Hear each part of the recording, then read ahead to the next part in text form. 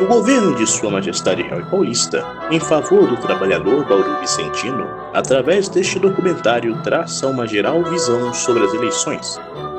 Pois se no início parece complexo, todos devem saber que é fácil votar em Bauru e São Vicente.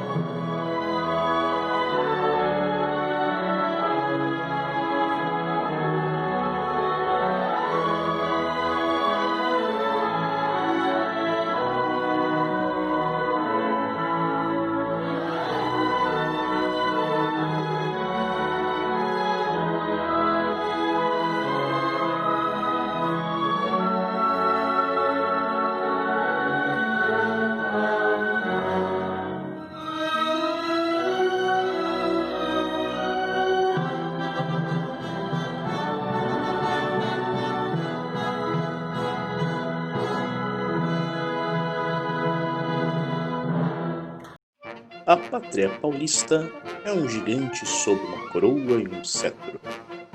O poder moderador, garantia de nossa unidade, todavia, não pode operar sozinho. O grande afã de Sua Majestade Real e Paulista de desenvolver cada canto desta micronação deve repousar na mente e no espírito de cada um dos paulistas bauru-vicentinos. Seja no majestoso reino de Bauru, no fervoroso reino de São Vicente, ou no grandioso principado de Ribeirão Preto, em todos o dever repousa. O trabalho é fonte de riqueza, a cultura é fonte de raça, e o civismo é o ser no mundo paulista. Este ano, todos os bauru-vicentinos serão convidados a colocarem seu civismo em prática, indo às urnas nas eleições gerais parlamentares, que em 2020 são dotadas de novas regras. Apesar de nosso Reino Unido ter 3 subdivisões principais, o Conselho Supremo tem uma eleição unitária. As 25 cadeiras são ocupadas através das eleições periódicas. Para este ano, a legislação impõe o seguinte método. No primeiro turno, as cadeiras serão divididas entre os partidos, percentualmente. Já no segundo, os eleitores escolherão livremente quem dos partidos há de as ocupar. Em Bauru e São Vicente, cada eleitor tem o direito de 10 votos em ambos os turnos, os quais podem distribuir livremente entre os partidos e os candidatos. Vejamos um exemplo hipotético. O partido A, o partido B e o partido C estão em disputa e logo após uma longa campanha, os eleitores poderão escolher no primeiro turno qual a proporção de cadeiras que cada um ocupará. O eleitor não é limitado a um único partido, podendo distribuir na proporção que mais lhe for conveniente. Vejamos este voto. O eleitor deu 4 votos para o partido A, 5 para o B e apenas 1 para o C. Trata-se de um eleitor confiante em certa proporção em todos os partidos. Agora vejamos este outro. Ora, é um militante?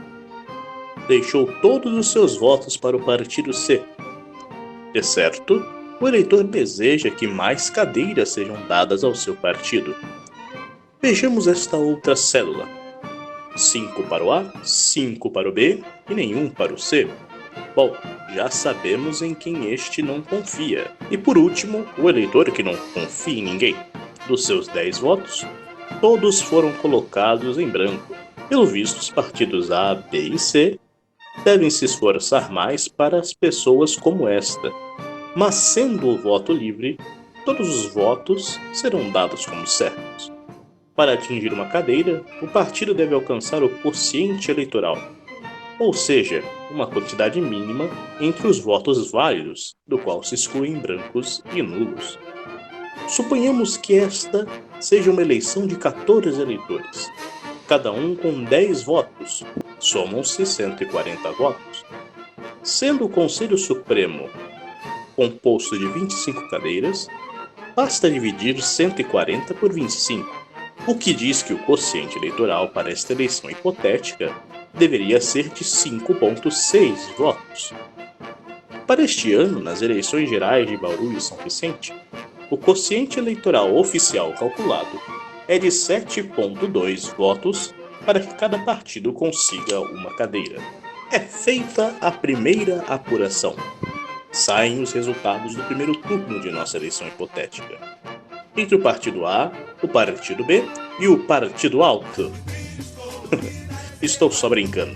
Apesar que todos sabem que se o Partido Alto estivesse concorrendo, certamente ele levaria de bandeja, a não ser que competisse com o Samba Enredo. Bom, mas Samba Enredo é fevereiro e... Vejamos o resultado hipotético entre A, B e C. O Partido A conquistou dos 140 votos um total de 77. O Partido B conseguiu 41 e o Partido C obteve apenas 22. Vitória do Partido A. Por este resultado do nosso quociente eleitoral hipotético, o Partido A conseguiu 13 cadeiras, o B 7 e o C apenas 3. Somando-se tudo, obtemos 23 cadeiras. Ora essa, sobram 2. Para isto, a legislação criou critérios de desempate. Vejamos.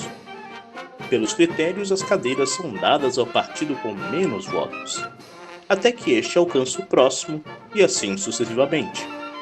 Como só temos 2 cadeiras, o partido C passará a operar com 5, prosseguindo em minoria, mas com maior representatividade.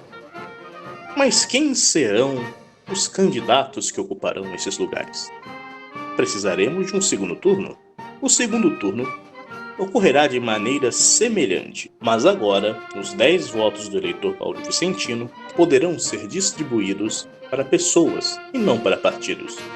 De forma livre e não limitados aos partidos votados no primeiro turno, os eleitores votarão de forma que melhor acharem conveniente, podendo dar a um só candidato seus votos, ou distribuir entre o seu partido de preferência, ou até mesmo contar vários candidatos em vários partidos diferentes.